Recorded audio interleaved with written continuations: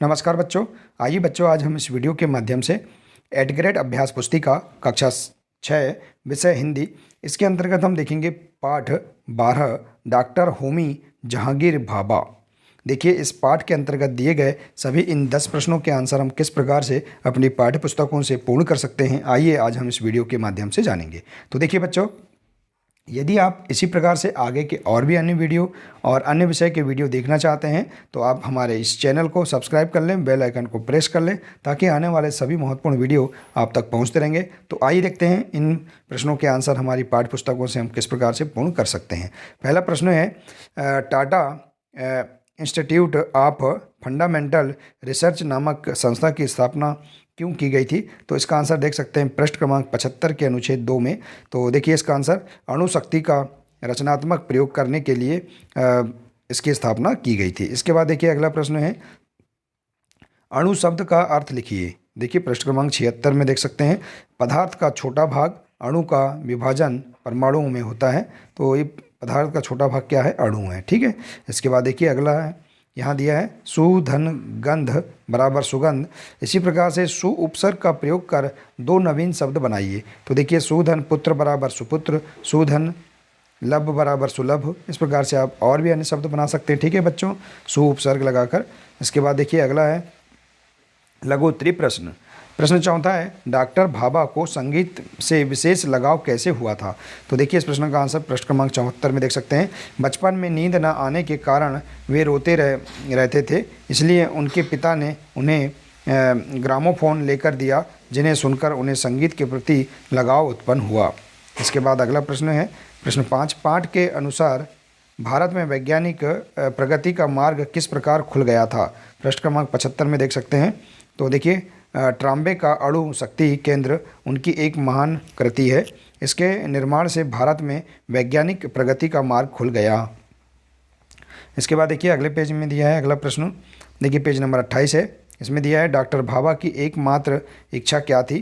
तो पृष्ठ क्रमांक 75 के अनुच्छेद 2 में देख सकते हैं, डॉक्टर भाभा की एकमात्र इच्छा थी कि भारत विज्ञान के क्षेत्र में आगे बढ़े। इसके बाद अगला प्रश्न है दीर्घोत्तरी प्रश्न।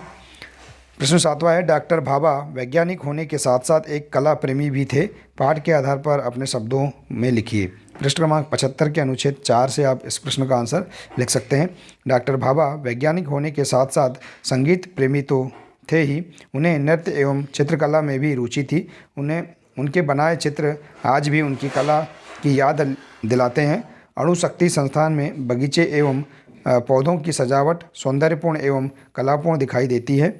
टाटा इंस्टीट्यूट की गैलरियों तथा कमरों में सजे चित्र एवं उपवन उनकी वैज्ञानिकता एवं कलात्मक के सुंदर संगम है। तो इस प्रकार से आप यहाँ पर इस प्रश्न 7 का आंसर आसानी से लिख सकते हैं। इसके बाद देखिए, अगला पेज है, पेज नंबर 29। इसमें दिया है मूल्यांकन 9। देखिए, इसके अंतर्गत प्रश्न दिए गए हैं। प्रश्न है अति लघुत्तरी प्रश्न। प्रश्न 8 है, ई प्रत्यय लगाकर दो शब्द लिखिए। देखिए, पृष्ठ क्रमांक 78 में देख सकते हैं, जैसे राष्ट्रधन ई बराबर राष्ट्रीय, मानव धन ई बराबर मानवीय। तो इस प्रकार से आप ई प्रत्यय लगाकर ये शब्द बना सकते हैं और भी अन्य शब्द बना सकते हैं। इसके बाद देखिए, अगला प्रश्न है लघुत्तरी प्रश्न। 24 जनवरी 1966 को डॉक्टर भाभा के साथ हुए हादसे का वर्णन कीजिए। पृष्ठ क्रमांक 78 के अनुच्छेद 3 से देख सकते हैं, 24 जनवरी 1966 को भारतीय विमान सेवा का कंचन जंगा नामक जेट विमान मुंबई से जिनेवा जा रहा था। डॉक्टर भाभा उसी विमान से यात्रा कर रहे थे।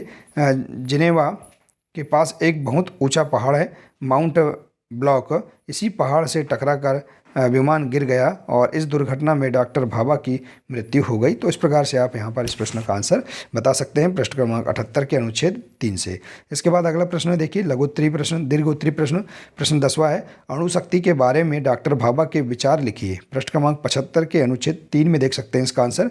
यहाँ से लिख सकते हैं, डॉक्टर भाभा जानते थे कि अणुशक्ति का गलत उपयोग करने से लाखों लोगों की जान जा सकती है, इसलिए वे चाहते थे कि अणुशक्ति का प्रयोग विध्वंसक कार्यों के लिए न किया जाए बल्कि शांतिपूर्ण कार्यों में किया जाए। इस प्रकार से देखिए बच्चों, आप बहुत ही सरल तरीके से इस पाठ में दिए गए इस सभी 10 प्रश्नों के आंसर आप अपनी हिंदी की पाठ्य पुस्तकों से आप ढूंढकर खोजकर इन प्रश्नों के आंसर आप इस प्रकार से लिख सकते हैं। आप और भी अच्छे तरीके से इस पाठ का अध्ययन करके इन प्रश्नों के आंसर आप आसानी से दे सकते हैं। तो बच्चों, आशा है कि आपको इस पाठ के अंतर्गत दिए गए सभी प्रश्नों के आंसर समझ में आ गए होंगे। बच्चों, आज के लिए सिर्फ इतना ही है। मिलते हैं इसी प्रकार से अगले वीडियो में। नमस्कार।